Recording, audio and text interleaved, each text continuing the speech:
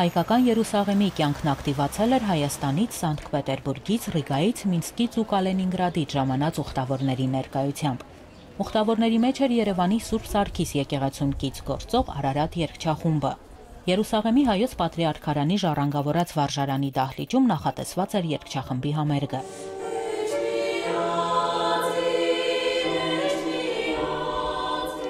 Ծրագրում հոգևոր հայրենասիրական, ժողովրդական ու ժամանակակից երգեր։ Մինչ այս ամենը ներկայացնելը Արարատ հոգևոր միության հովիվ Տեր Հակոբ Քահանա Խաչատրյանը ներկայացրեց համայնքի գործունեությունը, ենթակառույցները։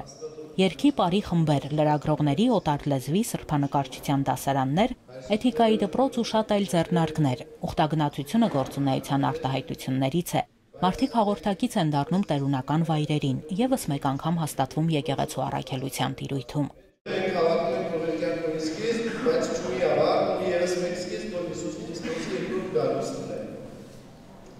Եվ հենց առաքելական ունեցում եկեղեցու առաքելությունն այն է,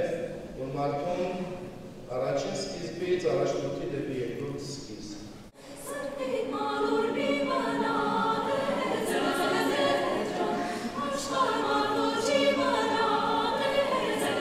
Միջնադարյան տաղեր, ժամանակակից հոգևոր ստեղծագործություններ Արարատ երգչախմբի կատարմամբ։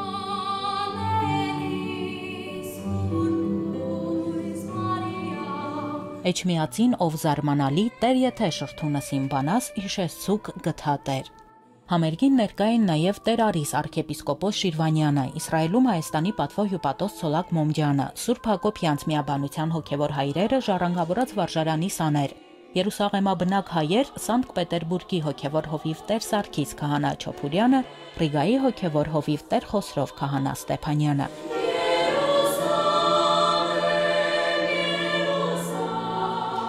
Համերգային ծրագիրը պատրաստել էին խմբավար Լիլիթ Եդիգարյանն ու Արարատ միության մշակութային ծրագրերի պատասխանատու Նարինե Խաչատրյանը։ Այս համերգից հետո Ռիգայի հայ համայնքի անդամներն ու հոգևոր հովիվը երգչախմբին հրավիրեցին Լատվիա։ Կոմիտասյան ժողովրդական մշակումներ, ժամանակակից կոմպոզիտորների երգեր ու նաև գործեր Ռեյ Չարլզի երգացանկից։ Այս գործերը հնչեցին համերգի երկրորդ մասում։ Տեր Արիս arczepiskopos Շիրվանյանը այս ելույթը բացառիկ իրադարձություն համարեց, քանի որ առաջին անգամն է Հայաստանից երգչախումբ ներկայանում Երուսաղեմի հայ համայնքում։ Համերգը նոր շունչ հաղորդեց համայնքի կյանքին, նա մաղթեց, որ մյուսներն էլ հետևեն Արարատ երգչախմբի օրինակին, գան երգեն Սիոն լեռան վրա, աղոթեն եւ հոգեվոր նոր շնչով վերադառնան Հայաստան։ 1700 տարվա Երուսաղեմի պատմության մեջ երգչախմբի եւ նաեւ այս ուխտավորներու այստեղ ներկայությունը օղակ նույնս ապեցուց պատմականյան այդ շղթային վրա, որը մեր քրիստոնեական հավատքի շղթան, որու ծննդավայրն է այս երկիրը։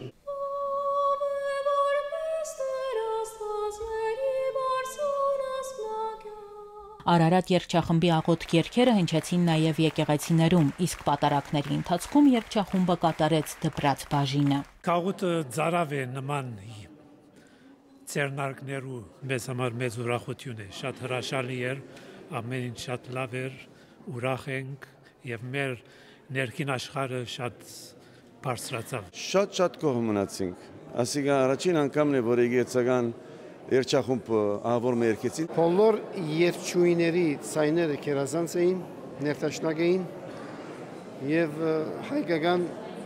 մեր երգերի երկար ժամանակ իրենց մեջ ըսկացի ասկասիրությունը, որ փոխանցեցին մեր ժողովրդին։ Արարատ երգչախումբը հիասքանչ ելույթ ունեցավ Երուսաղեմում, Բեթխեհեմում, Նազարեթում, Գալիլեայում, Յաֆայում եւ մի քանի այլ սրբավայրերում։ Նրա անդամներից յուրաքանչյուրն ունի սքանչելի եւ մաքուր ձայն։